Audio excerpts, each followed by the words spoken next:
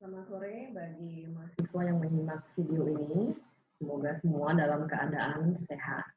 Kita berjumpa kembali dalam video ini untuk membahas mengenai chapter selanjutnya dari mata kuliah kita. Pemaparan akan saya sampaikan dalam bentuk PowerPoint sebagai berikut.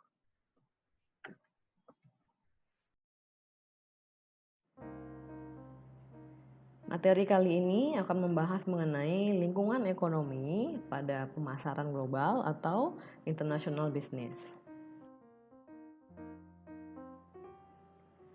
Poin-poin yang akan kita bahas pada materi ini yang pertama adalah keterkaitan atau interdependensi dari ekonomi dunia. Yang kedua adalah country competitiveness. Kemudian yang ketiga adalah negara berkembang. Yang keempat adalah perjanjian ekonomi regional, dan yang kelima perusahaan multinasional. Saat ini, perekonomian antar negara memiliki keterkaitan yang tinggi satu sama lain, atau perekonomian antar negara memiliki interdependensi yang tinggi satu sama lain. Artinya, kinerja ekonomi satu negara akan dipengaruhi oleh kondisi ekonomi di negara lain. Hal ini diakibatkan oleh semakin meningkatnya aktivitas perdagangan internasional dan juga bisnis internasional. Kinerja ekonomi satu negara akan menjadi lebih baik apabila mereka memiliki ekspor dalam jumlah yang besar. Begitu pula investasi bisnis yang jumlah besar di negara lainnya. Ekspor yang tinggi dan juga investasi yang tinggi di negara lain tentu akan dipengaruhi oleh kondisi ekonomi di negara tujuan tersebut. Apabila kondisi ekonomi baik, maka ekspor akan tetap stabil atau lebih tinggi. Sebaliknya, apabila ekonomi di negara tujuan tersebut sedang mengalami resesi, ekspor dan juga investasi di negara tersebut akan menurun sehingga mempengaruhi kinerja ekonomi di negara asal pengekspor. Keterkaitan ekonomi ini menyebabkan pertumbuhan GDP global yang positif setiap tahun. Dapat dilihat pada tabel, pertumbuhan ekonomi global per tahun berkisar di angka 3% per tahun dari tahun 80 sampai tahun 2020. Tampak pada tabel bahwa terjadi penurunan yang sangat drastis pada pertumbuhan GDP di kisaran tahun 2008. Hal ini diakibatkan oleh adanya krisis keuangan global pada waktu itu yang berasal dari Amerika. Penurunan GDP global ini menjadi bukti bahwa penurunan ekonomi di suatu negara berimbas ke perekonomian negara lain. Karena lesunya permintaan, maka supply dari negara lain yang menjual ke negara tersebut juga menjadi menurun. Di tahun 2020 juga kita melihat penurunan yang cukup dramatis, yaitu di angka minus 4,9. Tentunya ini diakibatkan oleh pandemi COVID-19 yang menurunkan permintaan konsumen di seluruh dunia dan juga mengganggu kelancaran supply chain. Kembali lagi ke interdependensi perdagangan antar negara. Hal ini didorong juga oleh adanya liberalisasi perdagangan atau dihilangkannya hambatan-hambatan perdagangan antar negara, seperti penurunan tarif bila melakukan ekspor atau impor, dan juga penurunan atau penghilangan hambatan lain seperti kuota dan lain sebagainya. Faktor lain yang juga mendorong interdependensi ini adalah penguatan link perdagangan dan investasi antar region atau benua. Jadi link perdagangan yang semakin kuat, contohnya antara Eropa dan juga dengan Asia, antara Amerika dan Asia. Semakin kuatnya link perdagangan ini juga meningkatkan keterkaitan perekonomian antar negara.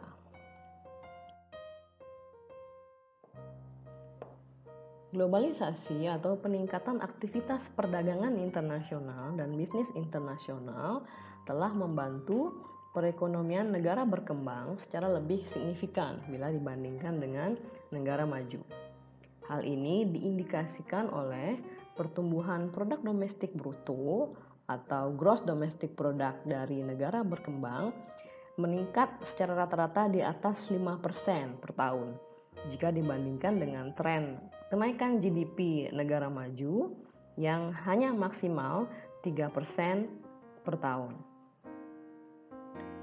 Membantu negara-negara miskin dan berkembang untuk mengejar ketertinggalan ekonomi adalah manfaat dari adanya globalisasi.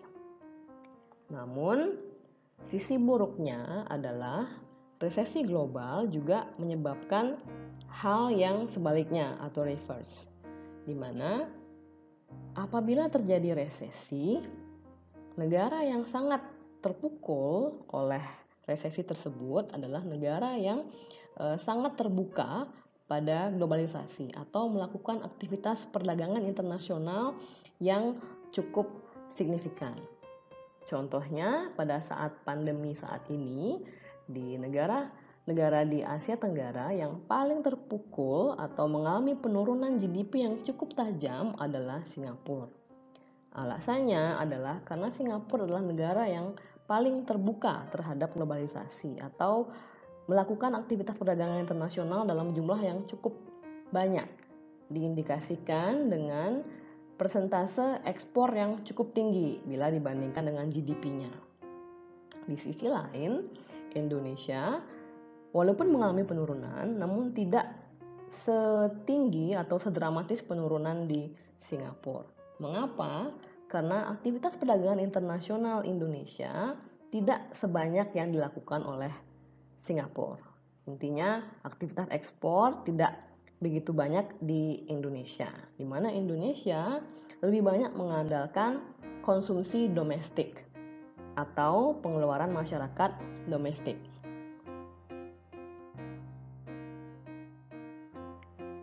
Semakin jelas bahwa perekonomian antar negara menjadi semakin terkait satu sama lain, baik pada saat ekonomi sedang bertumbuh maupun pada saat resesi. Resesi global membuat kita menyadari bahwa perekonomian antar negara memang sangat terkait. Pada saat resesi, perekonomian negara menjadi menurun, pendapatan masyarakatnya menurun. Otomatis permintaan masyarakat atas barang dan jasa menjadi semakin menurun. Sehingga negara-negara tujuan ekspor memiliki permintaan yang lebih rendah dari sebelumnya. Hal ini mempengaruhi kinerja ekonomi pada negara pengekspor. Contohnya adalah Singapura yang sudah saya bahas tadi.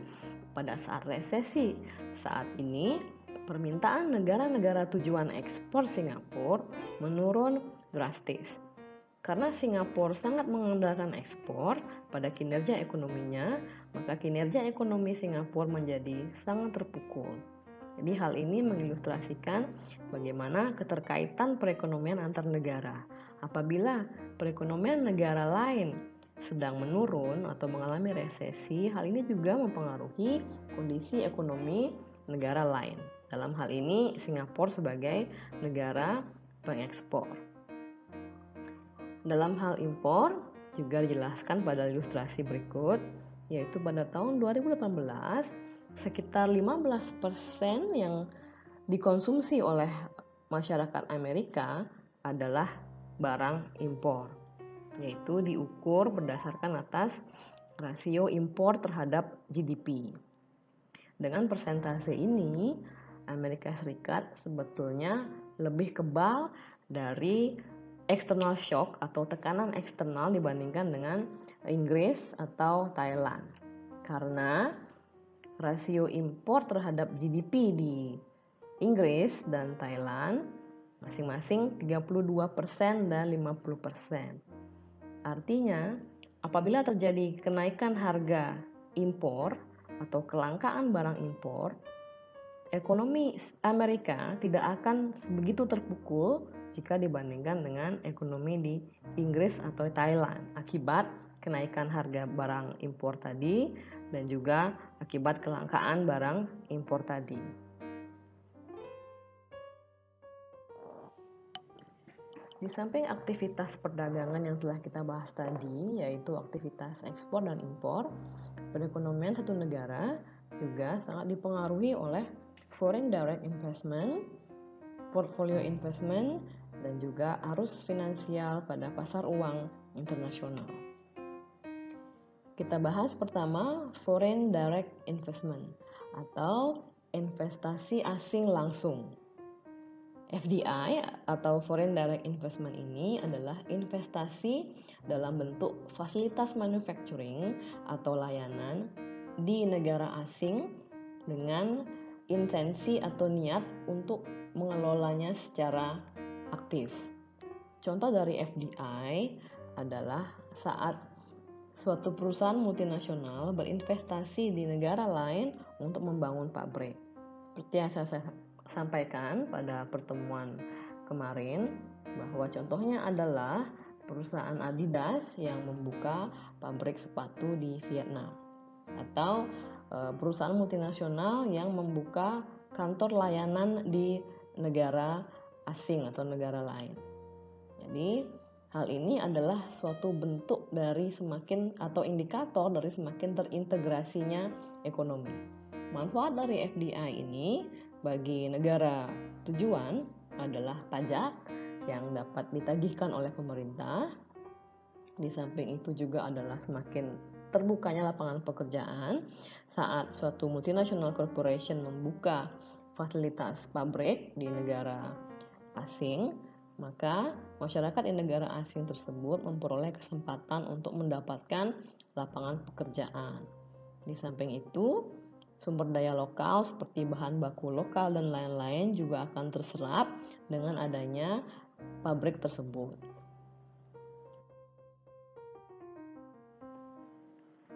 Gambar berikut menunjukkan arus masuk investasi asing langsung di negara maju, di negara berkembang, dan di negara ekonomi transisi.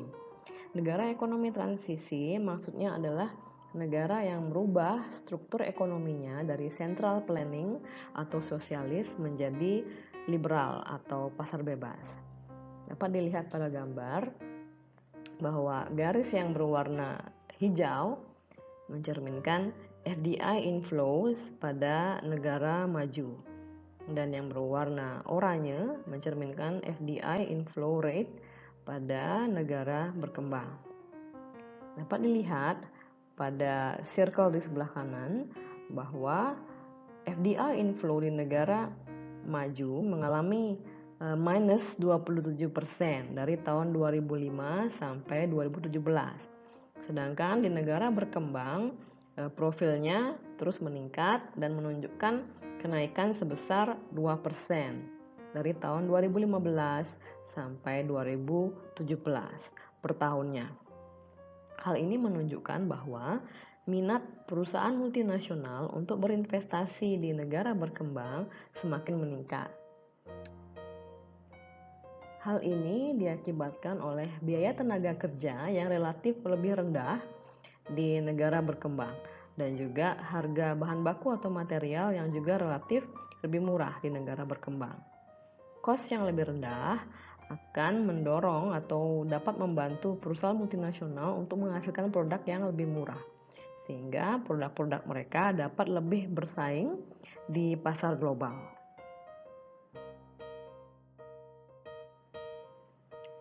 Dua hal yang perlu digarisbawahi adalah dahulu foreign direct investment dianggap sebagai alternatif dari mengekspor untuk menghindari hambatan perdagangan berupa tarif.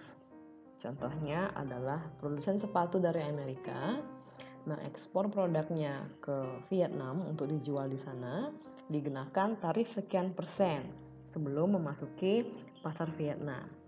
Hal ini menyebabkan sepatu dari produsen Amerika tersebut menjadi lebih mahal dibandingkan dengan produk sepatu dari produsen lokal Vietnam karena tidak dikenakan tarif. Sehingga dahulu produsen-produsen asing atau perusahaan multinasional menganggap foreign direct investment adalah alternatif dari mengekspor untuk menghindari hambatan tarif tersebut.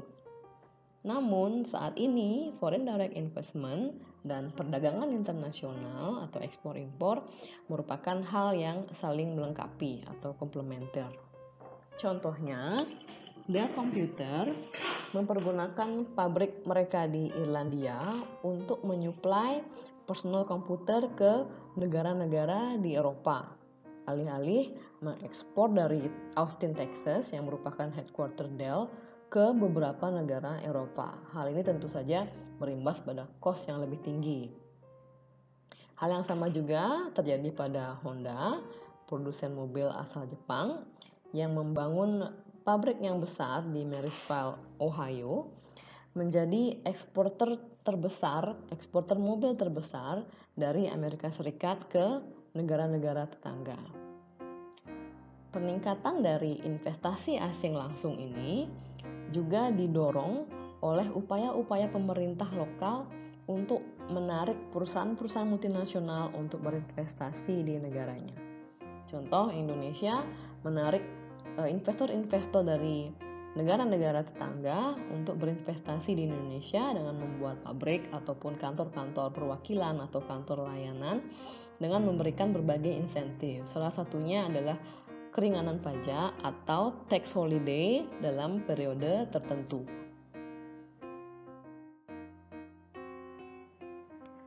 Terkadang perselisihan perdagangan juga dapat mendorong dilakukannya foreign direct investment. Investasi perusahaan Jepang di Amerika adalah akibat dari adanya ketidakseimbangan perdagangan antara Amerika dan Jepang. Dan karena tekanan dari pemerintah Amerika kepada pemerintah Jepang untuk melakukan sesuatu agar dapat mengurangi defisit neraca perdagangan Amerika. Ilustrasinya adalah karena Amerika mengalami defisit neraca perdagangan dengan Jepang diakibatkan oleh begitu banyaknya mobil Jepang yang diimpor ke Amerika karena permintaan konsumen begitu tinggi. Hal ini menyebabkan impor Amerika melebihi dari nilai ekspornya, sehingga neraca perdagangan Amerika mengalami defisit. Untuk itu, pemerintah Amerika mendorong pemerintah Jepang atau investor-investor dari Jepang seperti Honda, Toyota, Nissan, dan Mitsubishi untuk melakukan foreign direct investment di Amerika, yaitu men-set up pabrikasi mereka di Amerika Serikat, sehingga mobil-mobil Jepang tersebut dapat diproduksi di Amerika Serikat untuk dipasarkan di Amerika Serikat, sehingga Amerika Serikat tidak perlu lagi mengimpor mobil-mobil Jepang tersebut. Dengan demikian, neraca perdagangan Amerika tidak lagi mengalami defisit.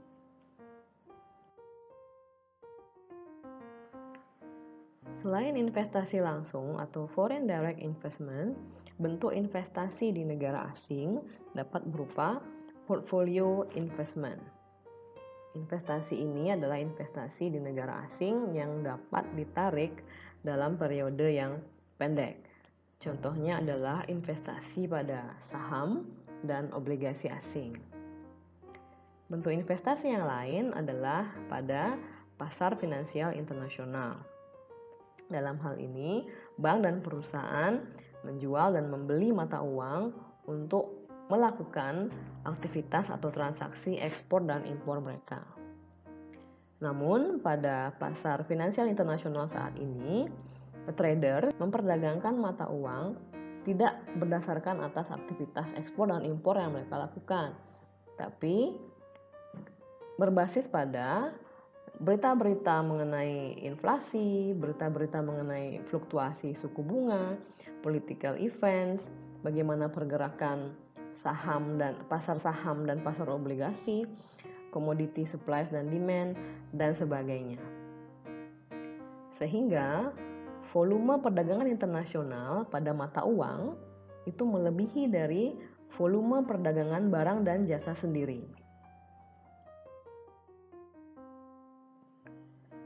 Depresiasi masif pada mata uang Asia di tahun 97 sampai dengan 99 atau yang dikenal dengan krisis keuangan Asia adalah contoh dari bagaimana pengaruh dari pergerakan uang jangka pendek ini atau perdagangan mata uang jangka pendek. Pengaruh dari perdagangan mata uang jangka pendek ini saat ini merupakan faktor penentu yang sangat powerful terhadap pergerakan mata uang dibandingkan dengan investasi yang dilakukan oleh perusahaan multinasional. Nilai mata uang yang menguat atau meningkat dapat mengurangi foreign investment di negara tersebut atau investasi asing di negara tersebut, dan justru akan mendorong outflow of investment. Karena nilai mata uang yang menguat membuat nilai mata uang negara asing menjadi lebih rendah jika dibandingkan dengan mata uang kita, sehingga daya beli mata uang asing terhadap mata uang kita menjadi lebih rendah atau barang-barang menjadi lebih mahal.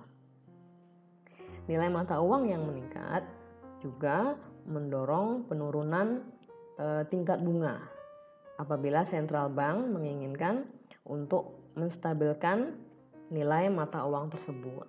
Karena dengan menurunkan suku bunga akan juga menurunkan permintaan terhadap mata uang tersebut untuk diinvestasikan.